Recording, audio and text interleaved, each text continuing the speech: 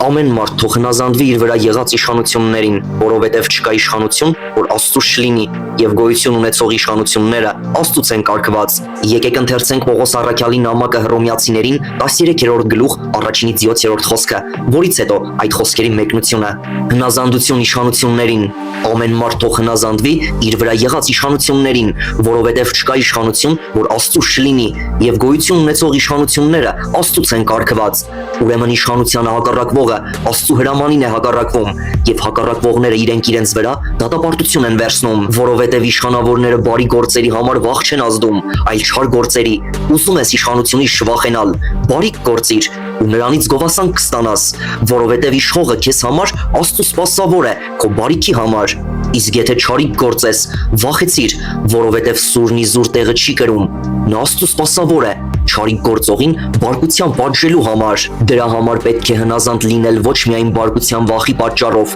այլ խղճի համար եւս։ Դրա համար եք նաեւ հարկ վճարում, որովհետև նրանք Աստծու սպասավորներն են այդ բանը հոգալու համար։ Ուրեմն վճարեք ամեն մեկին իրեն հասանելիքը, որին հարկ հարկը, որին մաքս մաքսը, որին վախ վախը, որին պատիվ պատիվը։ Իսկ հիմա եկեք ընթերցենք այս խոսքերի մեկնությունը։ Առաջին խոսք. ամեն մարդ թող հնազանդվի իր վրա եղած իշխանություններին, որովհետև չկա իշխանություն, որ Աստծուց չլինի, եւ գոյություն ունեցող իշխանությունները Աստծուց են կարգված։ Աստված սահմանել է իշխանությունը որպես հասարակության կարգ ու կարգապահության միջոց։ Նույնիսկ եթե իշխանավորները անհավատ մարդիկ են, իշխանությանը ինքնին համակարգը աստվածային կարգ է։ Այսինքն հավատացյալը պարտավոր է հնազանդվել իշխանություններին, քանի դեռ դա չի հակասում Աստծու օրենքին։ Գործք առաքելոց 5-րդ գլուխ 29-րդ խոսքն ասում է. Աստծուն ավելի պետք է հնազանդվել, քան մարդկանց։ Երկրորդ խոսքը. ուրեմն իշխանությանը հակառակվողը Աստծու հրամանին է հակառակվում, եւ հակառակվողները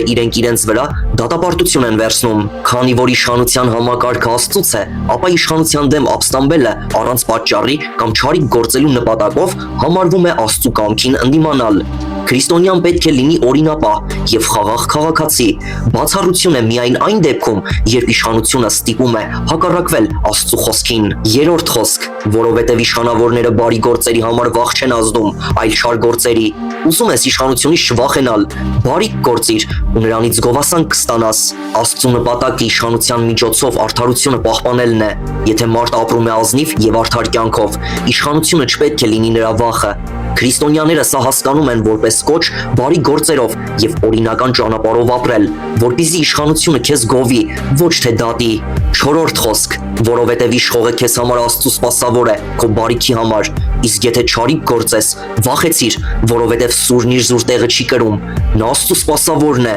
չարիք գործողին բարկության պատժելու համար։ Իշխանությունը կոչված է պաշտպանելու արդարին եւ պատժելու չարին։ Սուրը խորհրդանշում է արդար դատաստան եւ նույնիսկ պատժի իրավասություն, օրինակ օրենքով սահմանված պատիժներ։ Այս պատճառով քրիստոնյան պետք է հնազանդվի ոչ թե վախից, այլ գիտակցելով, որ դա Աստծու սահմանած կարգ է։ Քրիստոնյաները սովորեցնում են, որ իշխանությունը ծառայություն է Աստծուց տրված կարգապահության համար։ 5-րդ խոսք. դրա համար պետք է հնազանդ լինել ոչ միայն բարկության վախի պատճառով, այլ խղճի համար եւս։ Հնազանդությունը պետք է լինի ոչ թե միայն պատժից խուսափելու համար, այլ խղճի մաքրությամբ, իբրև Աստծուն ծառայող։ Քրիստոնեական մոտեցմամբ հավատացյալի խիղճը պետք է առաջնորդվի Աստծու խոսքով, ոչ թե միայն օրենքի վախով։ 6-րդ խոսք. դրա համար ենք նաև հարկ վճարում, որովհետև նրանք Աստծու սպասավորներն են այդ բանը հոգալու համար։ Հարկերը, մաքսերը, պետական պարտականությունները ամենը բաժին են իշխանությանը, որին Աստված տվել է կարգապահության եւ հանրային ծառայության պատասխանատվությունը։ Հետևաբար, հարկ վճարելը ոչ թե պարզապես քաղաքացիական պարտք է, այլ նաև հոգևոր հնազանդություն Աստծու սահմանած կարգին։ 7-րդ խոսք. ուրեմն վճարեք ամեն մեկին իրենց հասանելիքը, որին հարկ հարկը, որին մաքս մաքսը, որին վախ վախը,